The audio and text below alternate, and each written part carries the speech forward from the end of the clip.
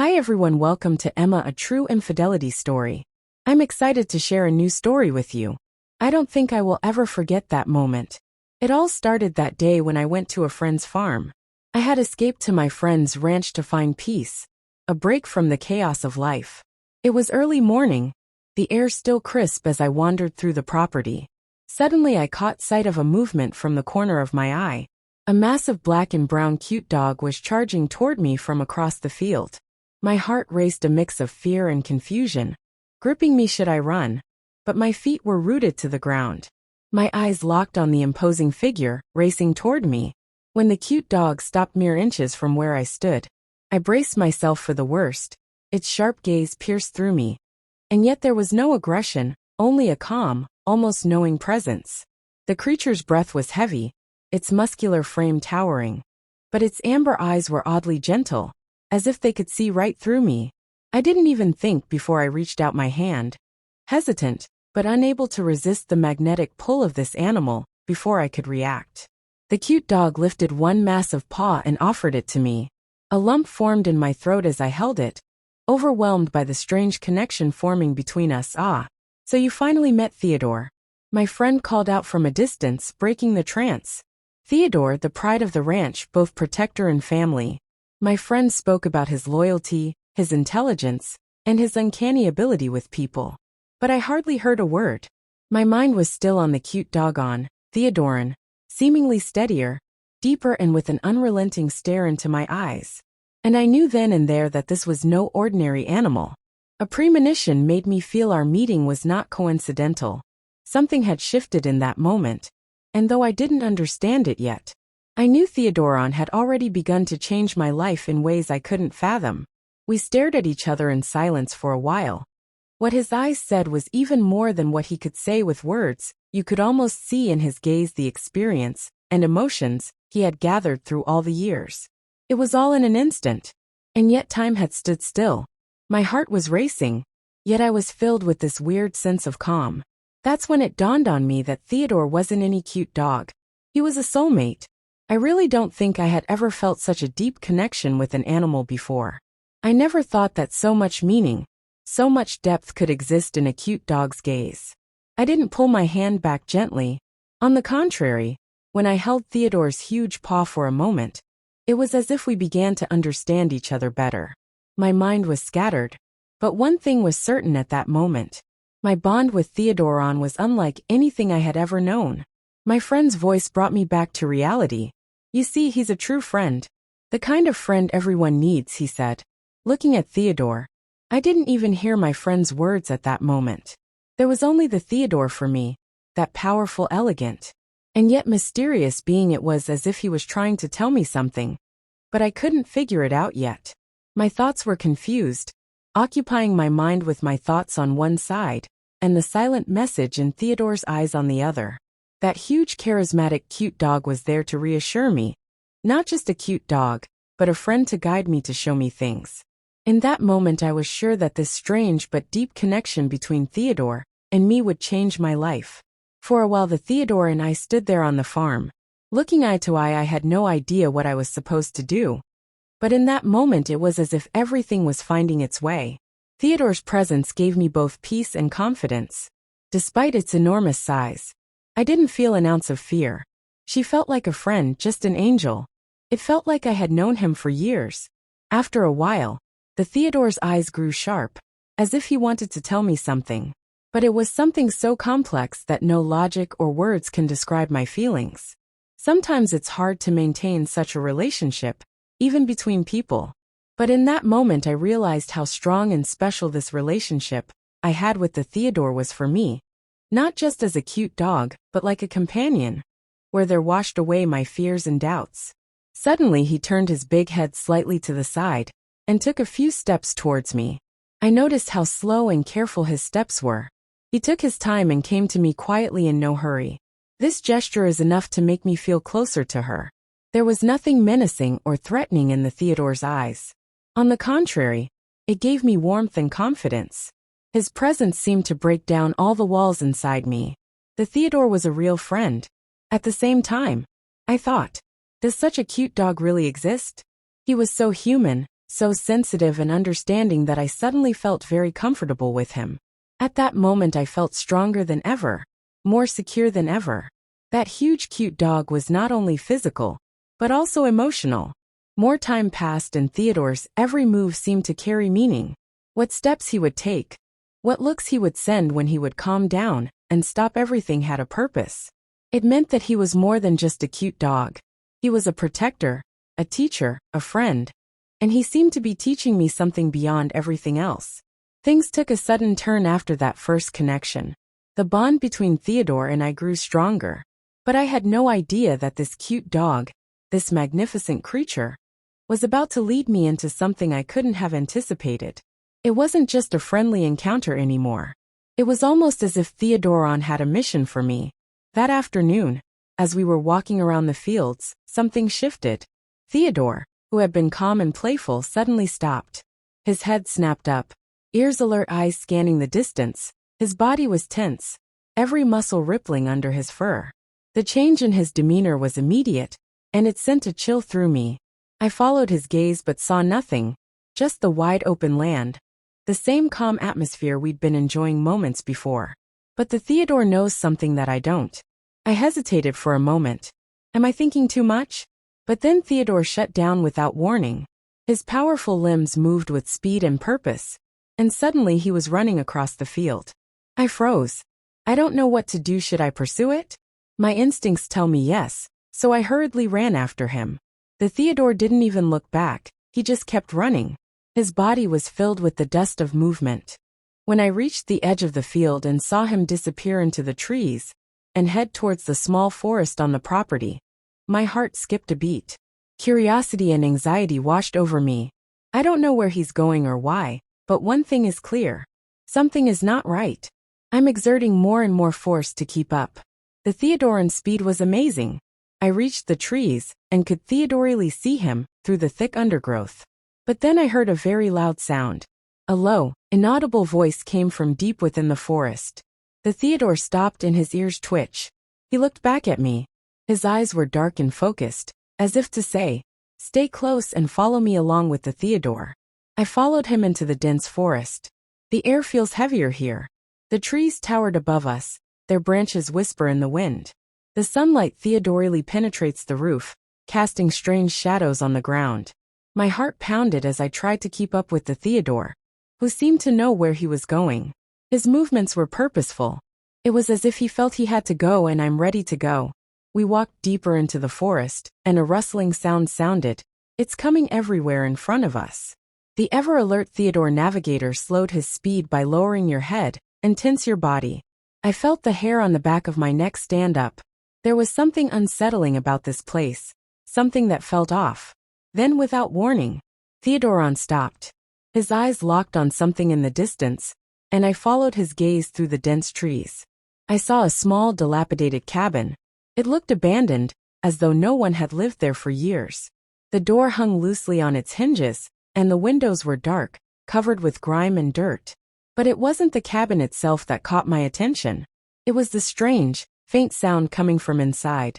I felt an inexplicable pull toward it, a mix of curiosity and dread. Theodore seemed unfazed, standing perfectly still, his gaze unwavering.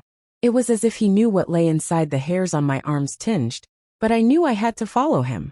Whatever this was, Theodore had led me here for a reason.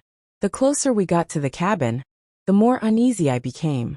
I could hear the creaking of the old wood under Theodore's feet, but there was no other sound, no birds chirping, no wind rustling through the trees. The silence was oppressive, like the forest itself was holding its breath waiting for something. Theodore was unfazed, his eyes fixed on the cabin, moving forward with a quiet, determined pace. I, on the other hand, felt a strange weight pressing on my C*******T as we neared the structure. We reached the cabin's entrance and Theodore stood in front of the door, his body poised and ready. I glanced around nervously, feeling the heavy air closing in on me. What were we about to discover here? I hesitated, but Theodore gave me a brief glance, almost as if he was reassuring me. His calm demeanor felt like a silent promise that everything would be okay, even though I wasn't so sure. I took a deep breath and pushed the door open. The hinges groaned in protest and I flinched. Inside the cabin was dark and musty. The air smelled of decay and abandonment. It was clear that no one had lived here for a long time. However, as my eyes became accustomed to the faint light, something caught my attention. Movements in the corner of the room. Theodoron opened the door and entered without hesitation, and I followed closely behind. The floor creaked under our weight, and I glanced back at the door, but it was too late. We were already inside. The room was empty except for some dusty cobweb-covered old furniture. But in the far corner there was something else, a faint moving shadow. As I went deeper into the cabin, I felt my heartbeat increasing, as I found myself enveloped by a precise silence punctuated by only the steady breathing of Theodoron and the creaking of the old floorboards under our feet. The shadow in the corner stirred again, and this time I saw it well. A faint movement as if something was moving slowly a little bit into the step forward. My hand trembled slightly toward the old weathered flashlight in my pocket. I clicked it on its beam, cutting through the darkness. The beam of light illuminated the corner exactly where I had seen the movement. At first it seemed to be nothing more than a pile of throwaway old blankets. But soon I noticed something strange.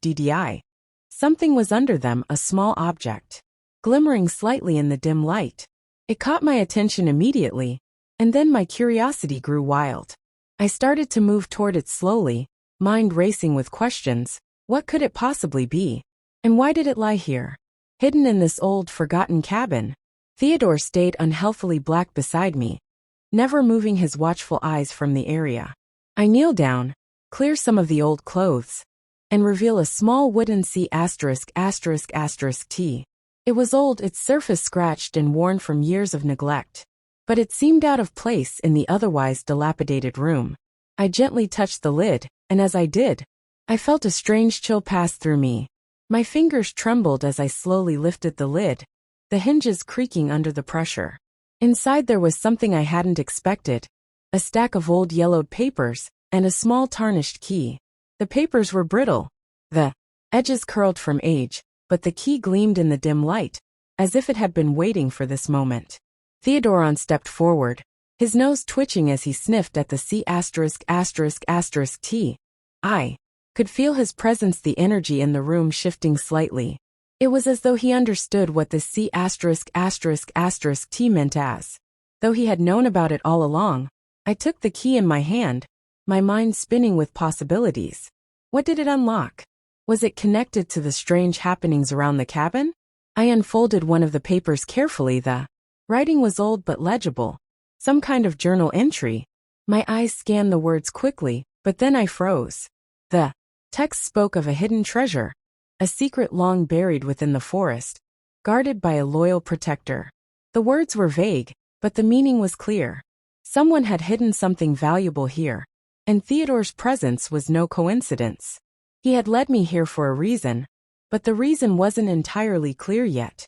The more I read, the more an unease settled in my C*******T.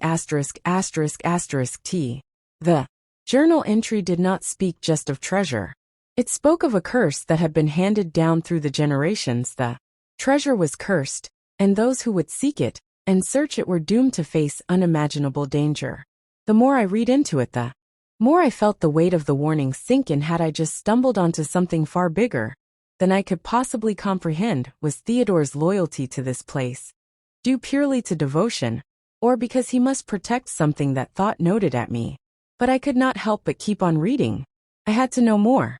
At the same time, I had an eerie feeling of presence seeping into the cabin, the sense that the walls were breathing in. The silence was now unbearable, and I looked up from the journal and locked gazes with Theodore. Once again his eyes were like fire, filled with an expression of unearthly concern. It was like he was trying to indicate to me something significant. Finger clenched around the key. I knew that nurturing of whatever happened next would change everything. Suddenly the room was very cold, the air thick with some unseen presence. Theodoron, usually uptight, looked very alert. Theodorette's ears were pinned back, and his eyes were focused on something else that I could not see. As I turned my head to search the cabin, my heart raised because I could sense my increased anxiety with a shiver. I closed the journal and began a mental leap through all I'd read: the curse, the treasure, The guardian Theodore thought all this to fall back onto. But what did it all mean? I glanced back at the small C*******, its dark corners seeming to loom over me. The key in my hand felt suddenly much heavier, as though it were connected to something far darker than I could understand. The journal had mentioned a hidden room, a place where the treasure was locked away, and the key had to be the key to that very room. But if the treasure was cursed, what would I be unlocking? What was hidden beneath this cabin, in this seemingly abandoned forest? And why had Theodore led me here? Was it fate, or was there something more? A sudden rustling sound behind me made my spine stiffen. I spun around but saw nothing. Theodore, however, had already moved into position. His body was tense, ready for action. His gaze was fixed on the dark doorway leading deeper into the cabin. I swallowed hard, my pulse quickening. I was no longer alone in this place. Someone was in the shadows with us. Theodore. What's going on? I whispered, but there was no response. The cute dog only stared ahead, unblinking. I could feel the tension in the room grow thicker. It was as if the air itself was charged with some unseen energy. And I realized with a sinking feeling in my stomach that Theodore wasn't just protecting me from an old, long-forgotten secret. He was guarding me from something far more dangerous, something that had been waiting in the dark for a very long time. The floor creaked behind me. Slowly, I turned my head, every muscle in my body, bracing for whatever I would find.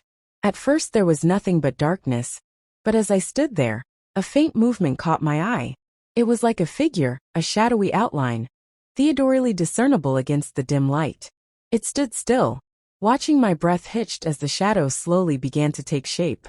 The figure was tall, dressed in tattered clothing, its face obscured by the darkness. I froze. The journal had spoken of a guardian, a figure who had watched over the treasure for centuries. Was this it? Was this the protector? Or was it something else entirely? Theodore let out a low growl, a deep rumble that echoed through the cabin. He moved toward the figure, his posture rigid, his teeth. Theodore. The shadow seemed to respond, shifting slightly, its presence growing more menacing by the second. I stood there, paralyzed, my mind scrambling to make sense of what was happening. But the more I looked, the more I realized that this wasn't just a man. It was something else, something ancient. The shadow took a step forward, and as it did, the temperature in the room dropped even further. My breath flogged in the air, and I could see Theodore's muscles tense. He was ready to fight, but I wasn't sure what we were up against. Was this the curse come to life? Was this the true guardian of the treasure? Theodore stepped between me and the figure, his eyes locked on it with unwavering focus. It was as though he was daring it to make a move, and in that moment I knew whatever was in this cabin with us, whatever had been waiting for me, I was not facing it alone. Theodore would protect me, just as the journal had promised, but the question was, what was I about to unlock? And would we survive the consequences? The atmosphere in the cabin was thick with tension. Theodore stood firm, his body tense, ready for whatever came next. The shadowy figure before us remained silent, its presence overwhelming. The air felt colder, and strange whispers seemed to echo from the walls, as if the cabin itself was alive with an ancient energy. The figure moved slowly, its eyes locked on Theodore. It wasn't human. This was something older, something tied to the forest's curse. I realized then that Theodore wasn't just protecting treasure. He was guarding something far more important. The figure extended its hand toward Theodore, a challenge. Theodore growled fiercely, standing between me and the figure. The room seemed to pulse with a heavy energy, as if the final moment was upon us. The challenge had begun, and I wasn't just fighting for treasure. I was fighting for my life. As the final confrontation unfolded, Theodore and I stood united against the ancient figure. The air was thick, with the weight of centuries of secrets, and the cabin seemed to pulse with energy. Theodore, with unwavering loyalty, defended not just me, but the truth hidden within the forest. In a moment of clarity, I understood that the treasure was never about wealth. It was about knowledge and a curse long forgotten. The figure's presence was a test, one that Theodore had been preparing me for all along. The final act of the challenge ended, not in violence, but in understanding. The curse was broken, and the forest was free. Theodore's loyalty and bravery had not only saved me, but had also revealed the truth.